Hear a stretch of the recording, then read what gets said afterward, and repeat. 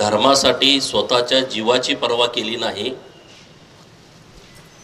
मरेन पण मी माझा हिंदू धर्म सोडणार नाही। पुण्यश्लोक अहिल्यादेवी होळकरांनी अखंड हिंदुस्थानामध्ये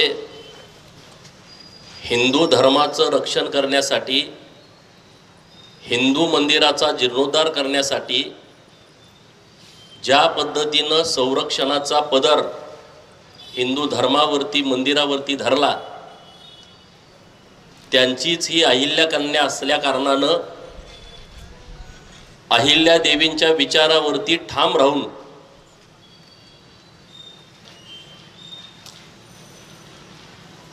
माझा स्वतःचा जीव देईन पण मी धर्म बदलणार नाही हे औरंग्याला ठणकावून सांगणारे आणि ज्यांचे हाल हाल करून नाक कापलं, कान कापले, जीभ कापली, डोळ्यामध्ये तप्त तारा सळ्या घातल्या, हात तोडले, पाय तोडले, अंगावरची साल्टी काढली, नंतर साल्टी आली, परत ती साल्टी काढली, परंतु ज्यांनी धर्म बदलला नाही, मृत्यूला सामोरे गेले, असे धर्मवीर छत्रपती संभाजी महाराज यांच्या पावलावरती पाऊल ठेवून ज्या ऋतुजानं अखंड देशातल्या हिंदू धर्मीयांना जे काहीतरी किरकोळ कारणासाठी धान्य मिळालं, धर्म बदलला, दवाखान्यासाठी मदत मिळाली, धर्म बदलला, घरात पेशंट आहे, कोणतर पादरी आला, काहीतरी मंत्र म्हटला, काहीतरी कपाळाला अंगारा लावला, धर्म बदलला। या सर्व हरामखोराच्या डोळ्यामध्ये अंजन घालण्याचं काम ज्या माझ्या ऋतुजा बहिणीनं केलं, तिला आपल्या सर्वांच्या वतीनं मी भावपूर्ण श्रद्धांजली अर्पित करतो। आपल्या कार्यक्रमाच्या सुरुवातीलाच आपण सर्वांनी उभा राहून ऋतुजाला मानवंदना दिली, तिच्या भावपूर्ण आत्म्यास शांती लाभावी म्हणून आपण श्रद्धांजली अर्पित केली। 1 मिनिट आपण सगळेजण उभा होतो, मी उभा होतो, तुम्ही सगळे उभा होता। संध्याकाळचं टायमिंग आहे, वारा वाहतोय। 1 मिनिट जेव्हा मी उभा होतो तेव्हा वाऱ्याची झुळूक माझ्या कानावरती आली आणि त्या हवेबरोबर ऋतुजाचा आवाज आला आणि ऋतुजा म्हणते की दादा मला न्याय दे। ऋतुजा कानामध्ये म्हणते की दादा मला न्याय दे, दादा मला न्याय दे, कारण मी एक हिंदू धनगराची पोरगी आहे।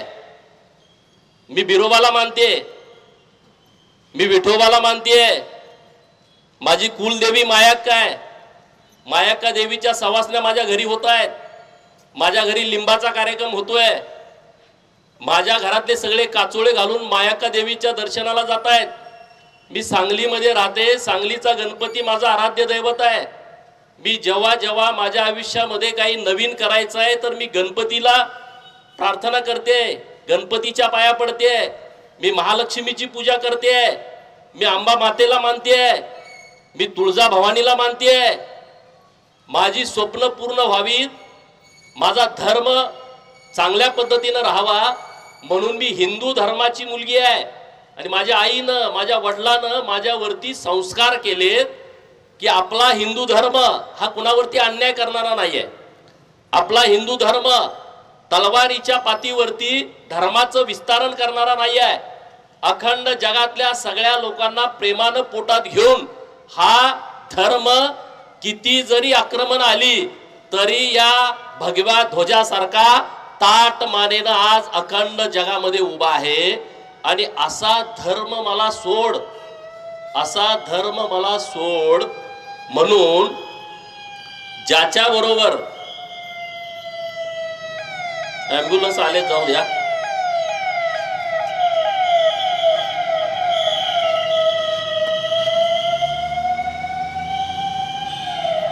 आणि हे जे संस्कार माझ्यावरती झालेले आहेत, मी वेल एज्युकेटेड मुलगी आहे।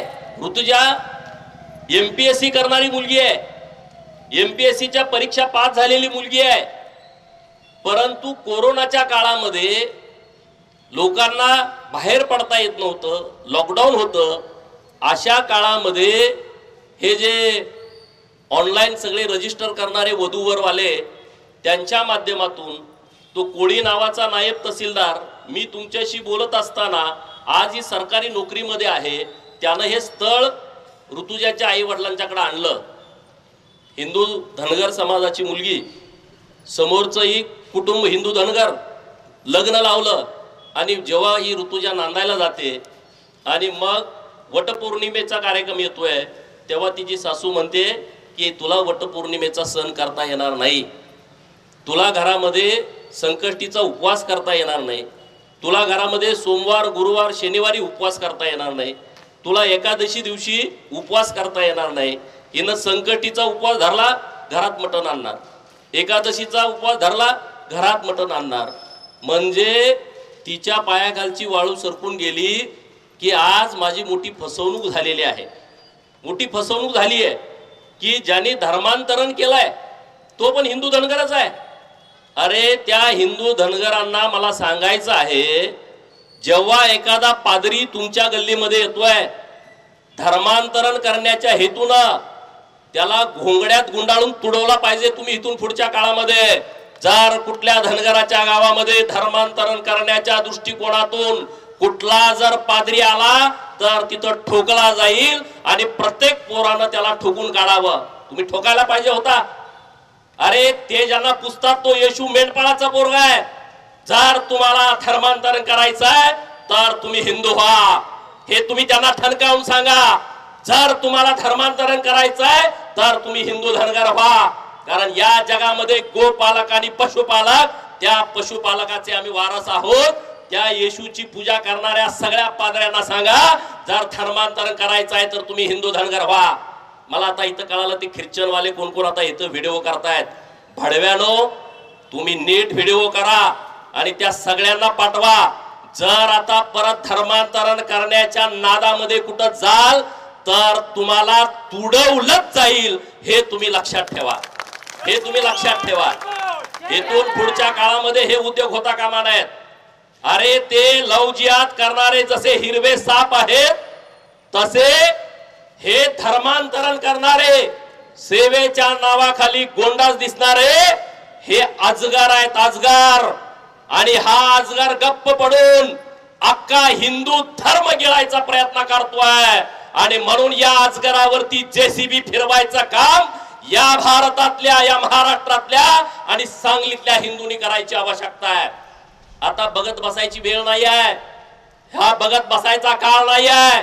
मी आता बोलताना या दोन्ही धर्मांतरण करणाऱ्या अवलादींच्या कानावरती माझा आवाज जात असेल, कारण मी श्रीराम मंदिर चौकामध्ये बोलतोय आणि मला माहित आहे की आजूबाजूच्या परिसरामध्ये हे सगळे आता आहेत, लोक आहेत. अरे तुम्ही कशासाठी धर्मांतरण करताय, कशासाठी लोकांना फूस लावताय.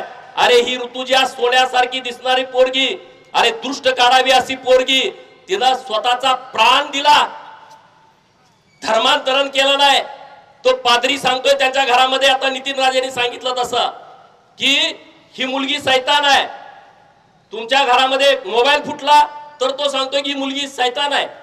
घरामध्ये एखादं काही कुठं काही पैशाची अडचण आली, ही हिंदू परंपरेनं पूजा करते, उपवास धरते, ही चर्च मध्ये येत नाही, ही बायबल वाचत नाही, ही सैतान आहे.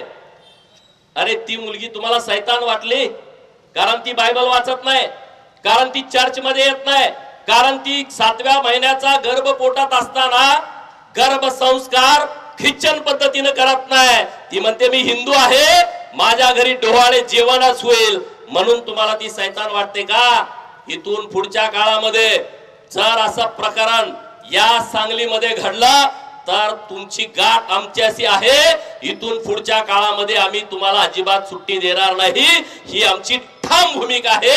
राजकारण चुलीत गेला, राजकारणाचा विषय आमच्यासाठी आता महत्वाचा नाही, पण हिंदू धर्म वाचला पाहिजे तर आम्ही वाचेल, हिंदू धर्म टिकला पाहिजे तर आम्ही टिकेल, नाही तर येणारा काळ तुम्हाला आणि मला माफ करणार नाही. आज ऋतुजा स्वतःला संपून घेते, ती आत्महत्या मी मानत नाही आहे, तिनं धर्मासाठी दिलेलं बलिदान आहे, तिनं धर्मासाठी आपल्या प्राणाचा त्याग केलाय। आणि म्हणून सर्व बहिणींना माझी विनंती आहे, असं जर एखादं प्रकरण घडलं तर तुम्ही स्वतःला संपून घेऊ नका। तुम्ही ते पादरी असतील, तिचे सासू सासरे नवरा असेल तर त्याच्या खांडोळ्या करा, तिथून पुढचं सगळं कोर्टाचं आणि वकिलाचं हा गोपीचंद पडळकर बघेल, त्याची तुम्ही चिंता करू नका। आणि हा एकटा गोपीचंद भाऊ म्हणून तुमच्या पाठीशी नाही, लाखो गोपीचंद आता तुमच्या बरोबर उभे आहेत, लाखो गोपीचंद हे तुमच्या सोबत आता ताकदीनं समोर यायला तयार आहेत। कारण ही वेळ आता गाव खेड्यापर्यंत हे सगळी प्रकरणं गेली। आज सकाळी 11 वाजता मी घरी असताना माझ्याकडे एक आमचा कदम सेठ नावाचा करगणीतला एक सेठ आला आणि त्यांच्या सोबत एक भगिनी होती। आजचं प्रकरण, आजचं सकाळचं 3 दिवसापूर्वी त्यांचा मला फोन आला होता की एक आमच्या तालुक्यातली गरीब मराठा समाजाची 12वी झालेली मुलगी मामाकडे जयसिंगपूरला गेली होती, जयसिंगपूरला सुट्टीला, आणि तिथून गायब झाली। तिथल्या जयसिंगपूर पोलीस स्टेशन मध्ये मामानी तक्रार दिली, पोलिसांनी त्यांना आणलं, मामाची भेट घालून दिली, पोरगी ऐकायला तयार नाही, 18 वर्षाच्या वरचं वय तिचं आहे, कायद्याची पळवाट काढून तिला सोडून दिलं। परवा हे माझ्याकडे प्रकरण आल्यानंतर मी आटपाडीच्या PI साहेबांना फोन केला, ही माझ्या तालुक्यातली मुलगी आहे, त्याचा मिसिंगचा गुन्हा हा आटपाडीला दाखल झाला पाहिजे। आटपाडी पोलिसांनी गुन्हा दाखल केला, परत त्या पोलिसांना कळालं की ते तिथं आले होते, त्यांनी सोडून दिलं, ती फाईल क्लोज करायला लागली। सकाळी माझ्याकडे आल्यानंतर मी परत PI साहेबांना फोन केला आणि ते मला कसल्याही परिस्थितीत तो मुलगा आणि मुलगी आम्हाला आटपाडी पोलीस स्टेशन मध्ये पाहिजेत। आई रडायला लागली होती, आईला मी विचारलं मुलीनं असं का केलं, तर माझी मुलगी सोन्यासारखी आहे, असं करणार नाही। त्या पोराची तुमची ओळख होती का, आमची त्याची ओळख नाही, त्याची माहिती काढली, त्याला राहायला घर नाही, त्याचा बाप दुसरीकडून 10 रुपये मागून घेऊन दारू पितोय, जीन्स एकाची, शर्ट एकाचा, बूट एकाचा, गाडी कुणाची तरी, फेसबुक वरती टाकून त्या मुलीला फसवलंय।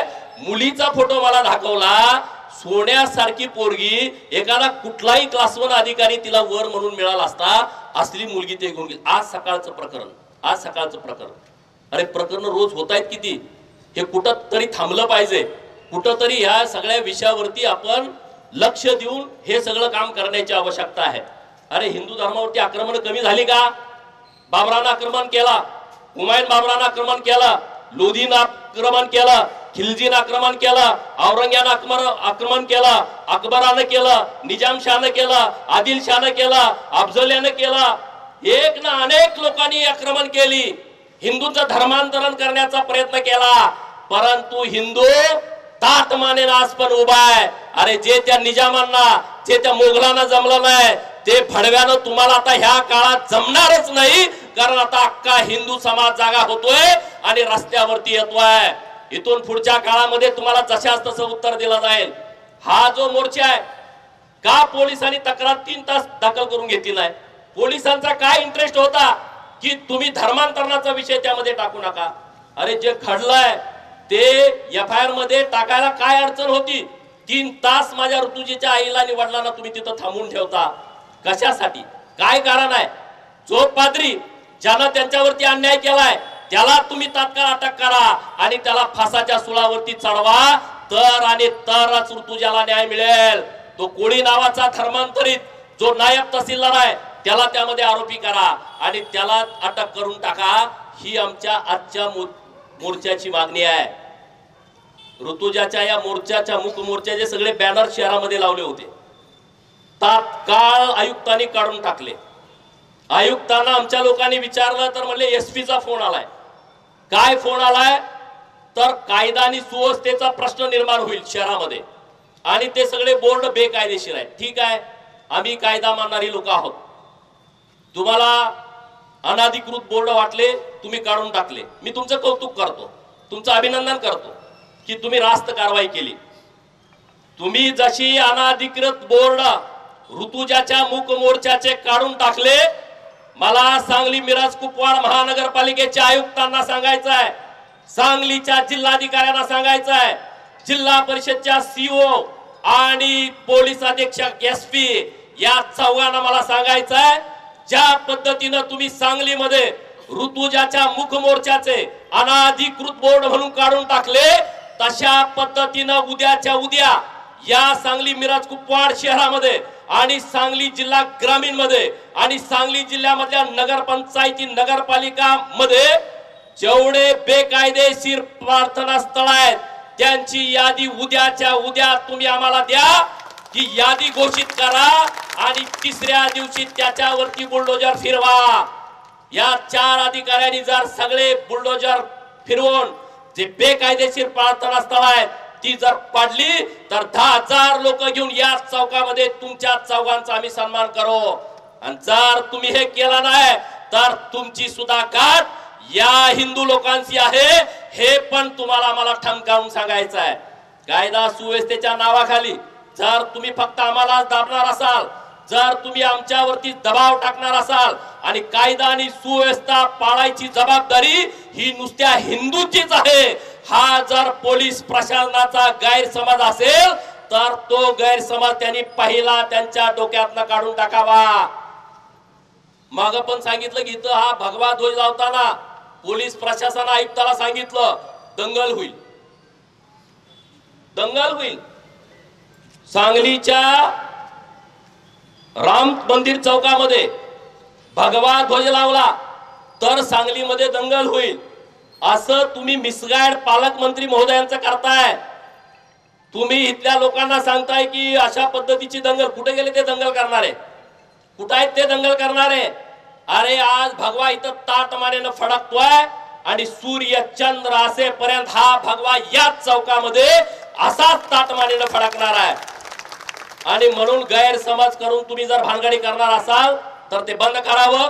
सांगलीच्या आयुक्तांच्याकडे माझी एक दुसरी मागणी आहे, तुम्ही जे ख्रिश्चन समाजाच्या लोकांचं निधन झाल्यानंतर त्यांना दफन करण्यासाठी जी पेटी देताय ती पेटी देताना त्याच्या जातीचा दाखला घ्या, त्याच्या जातीचा दाखला घ्या, नंबर 1।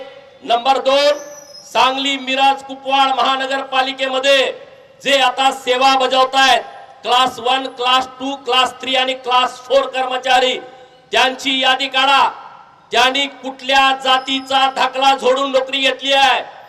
तुम्ही नोकरी घेताना एससी आहे, तुम्ही नोकरी घेताना एसटी आहे, तुम्ही नोकरी घेताना ओबीसी आहे, तुम्ही नोकरी घेताना व्हीजेएनटी आहे, तुम्ही नोकरी घेताना एनटी अबक आहे, आणि पूजा करताना मी ख्रिश्चन आहे, पूजा करताना मी मुसलमान आहे। हे कसं काय चालेल?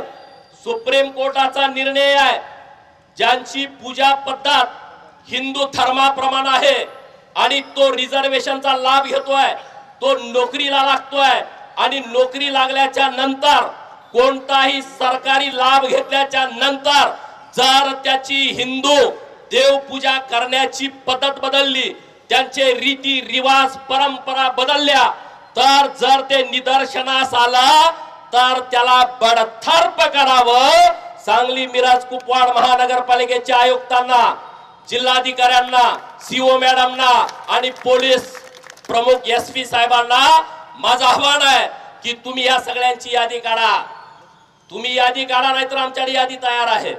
आणि जे आता ज्याला गुदगुल्या वाटतायत ना, ज्यांना गुदगुल्या वाटतायत, आता मी बोलत असताना त्यांचा असा पायाखाली थरकाप उडत असेल, तळ पायाची त्यांची आग मस्तकात जात असेल, गोपीचंद असा बोलतोय तुम्ही माझी काय वाकडी करायचे ते करा, मी आता इथून पुढे या विषयामध्ये पडलो आहे आणि मी एखाद्या विषयामध्ये पडलो का मी आगे पिछा काही बघत नाही। आणि मी आता हिंदू धर्माच्या विषयामध्ये मला स्वतःला झोकून द्यायचं मी पूर्णपणे ठरवलंय, कारण माझा धर्म वाचला पाहिजे हे मला अहिल्या देवीने शिकवलं आहे।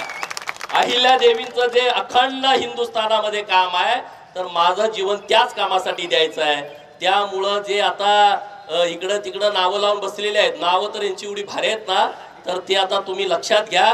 जेवढे नोकरीला इथं आहेत त्यांची यादी, तुम्हालाही माझं आव्हान आहे, शेजापाजारी लगेच सांगतील, त्यांना माहित असते हे दाखला कुणाचा घेतलाय आणि तिथं परत तो पूजा कुठल्या पद्धतीने करतोय त्याची यादी तुम्ही आणून द्या। बडतर्फ केलं ना, अना वस्त्राला हे माग होतील आणि मग ह्यांना कळेल की आता आम्हाला परत यायचं आहे, आम्हाला हिंदू धर्मामध्ये घ्या।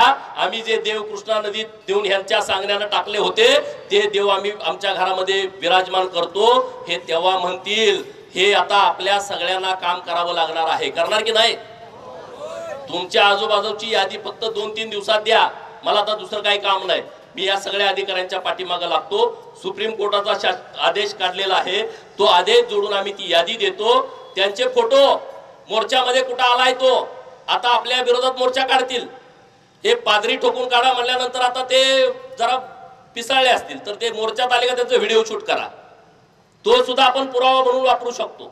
यांना अशाच पद्धतीनं तिथं घेऊन जायचं आहे, अशाच पद्धतीनं. आणि आता आपल्या इथं आले या जिल्ह्यातल्या अंगणवाडी ताई, या जिल्ह्यातल्या आशा वर्कर ताई, या सगळ्यांना माझी हात जोडून विनंती आहे, तुमच्याकडे जर तुमचा वापर करण्याच्या दृष्टिकोनातून असे कोण धर्मांतरित करणारे मशिनरी हे तुमच्या संपर्कात आले तर त्यांची नावं आम्हाला कळवा. गावात आता कुठेही दिसला ठोकून काढा. आता आपण बैलगाड्याच्या शर्यती लावतो, लोक बक्षीस लावतात 5 लाख रुपये, 3 लाख रुपये दुसरा नंबर, 2 लाख रुपये तिसरा नंबर, 1 लाख रुपये चौथा नंबर, 50,000 पाचवा नंबर. आता तुम्ही बक्षीस अशी लावा, गावात कोण धर्मांतरण करायला आला त्याला ज्याला ठोकून काढेल त्याला 5 लाख रुपये, दुसऱ्याला ठोकून काढेल त्याला 4 लाख रुपये, तिसऱ्याला ठोकून काढेल त्याला 3 लाख रुपये, आणि ज्याला पूर्ण त्याचा सैराट करून टाकेल त्याला 11 लाख रुपये. हे करा. हे आता पादरी म्हणत असेल मी जेलमध्ये जायला, तुला सुट्टी नाही. ऋतुजाचा जीव गेलाय आमच्या. अरे तिचा जीव गेला. एखादी आत्महत्या महिला करेल ती जास्त विचार करणार नाही, पण तिच्या पोटातलं 7 महिन्याचं बाळ घेऊन ती आत्महत्या करण्याचा विचार कधीच करणार नाही. जेव्हा शेवटचं टोक येतं तेव्हाच आई स्वतःच्या बाळाला संपवण्याचा विचार करते. तुम्ही धर्मांतरण करण्यासाठी शेवटच्या टोकाला गेला तेव्हाच माझ्या ऋतुजानं आत्महत्या केली आहे. त्यामुळं तुम्हाला इथून पुढच्या काळामध्ये अजिबात सुट्टी मिळणार नाही. आणि याचा विचार नीट करूनच सांगली जिल्ह्यातल्या आता कुठल्याही ग्रामीण भागामध्ये जावा. नितीन राजे म्हणले अख्खं गणपुरी गाव कन्वर्ट झालेलं नाही, त्यातली 8-10 कुटुंब आहेत त्यांनाही दाब देऊन ती गप झालेली आहेत. जे कुणी आता गावाकडं कन्वर्ट होण्याचा विचार करताय पहिला त्याला बडवा आणि मग ह्या ख्रिश्चन मशिनरी वाल्यांना बडवून काढा, ठोकून काढा त्यांना. अरे दादागिरी करणारी पोरं सगळी ह्याला मारते त्याला मारते, ह्याचा मर्डर, माझ्याकडं रागानं बघितलं, माझ्याकडं वाकडं बघितलं, माझ्याकडं व्हॉट्सअपचा स्टेटस टाकला.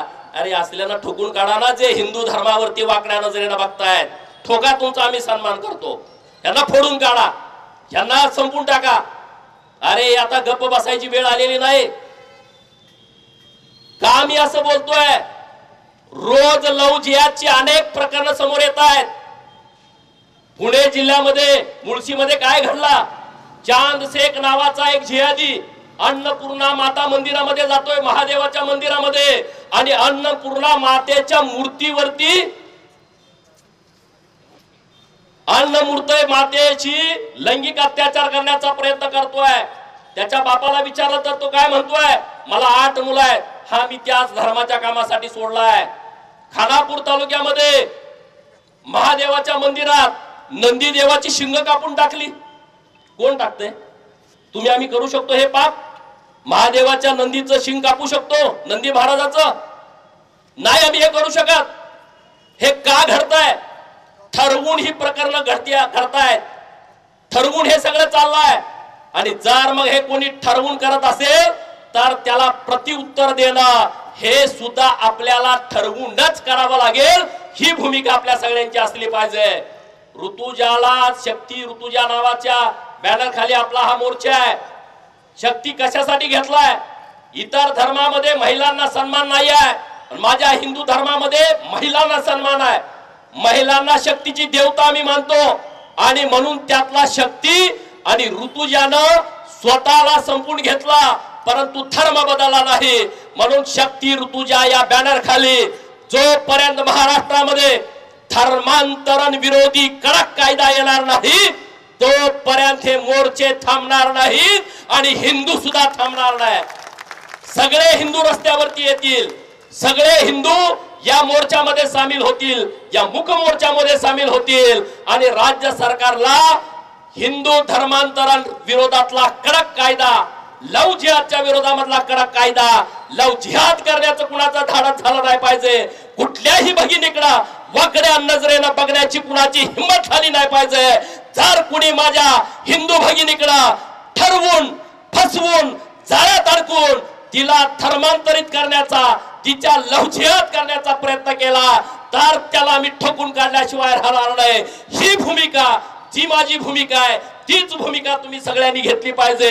ही मताच्या पलीकडची, राजकारणाच्या पलीकडची ही आपल्या सर्वांची भूमिका असली पाहिजे। आता कुठली निवडणूक आली नाही, उद्या परवा 8 दिवसानं, महिन्यानं, 4 महिन्यानं कुठली निवडणूक नाही। निवडणूक आहे 2029 ला लोकसभेची, निवडणूक आहे 2029 ला विधानसभेची। आम्ही एकत्रित आलोय निवडणुकीसाठी नाही, आम्ही एकत्रित आलोय मताच्या राजकारणासाठी नाही, पण आम्ही एकत्रित आलोय आमच्या भगिनींच्या वरती जे षडयंत्र केला जात आहे ते षडयंत्र मोडून काढण्यासाठी आम्ही एकत्रित आलोय। आणि इथून पुढे लाखोच्या संख्येने आम्ही एकत्रित येणार, लाखोच्या संख्येने आम्ही रस्त्यावरती येणार आणि सरकारला धर्मांतरण विरोधी कायदा करण्यास आम्ही भागच पाडणार। लव जिहादच्या विरोधामध्ये कायदा करण्यासाठी आम्ही भाग पाडणार। राज्याचे मुख्यमंत्री या कायदा करण्यासाठी सकारात्मक आहेत, त्यांनी तशी भूमिका मांडलेली आहे, परंतु तो कायदा लवकर यावा हीच खरी श्रद्धांजली आपल्या ऋतुजा बहिणीला असेल। एवढंच या निमित्तानं बोलतो।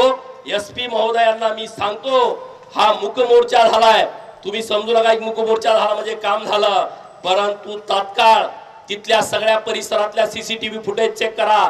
तिथल्या परिसरातली ऋतुजाच्या कुटुंबाला ओळखणारी, माहेरकडच्या कुटुंबाला ओळखणारी तिथल्या सर्व लोकांचे जबाब घ्या आणि तो जो धर्मगुरू आहे त्याला त्यामध्ये आरोपी करून त्याला अटक करा। जो दुसरा लग्न ठरवणार आहे त्याला त्यामध्ये अटक करा आणि ही ऋतुजाची केस जलद गती कोर्टामध्ये चालवून लवकरात लवकर यांना कठोरातली कठोर शिक्षा द्या, ही आमच्या मोर्चाची मागणी आहे। परत एकदा ऋतुजाला भावपूर्ण श्रद्धांजली अर्पित करतो आणि मी इथं थांबतो। जय हिंद, जय महाराष्ट्र। धन्यवाद आमदार साहेब।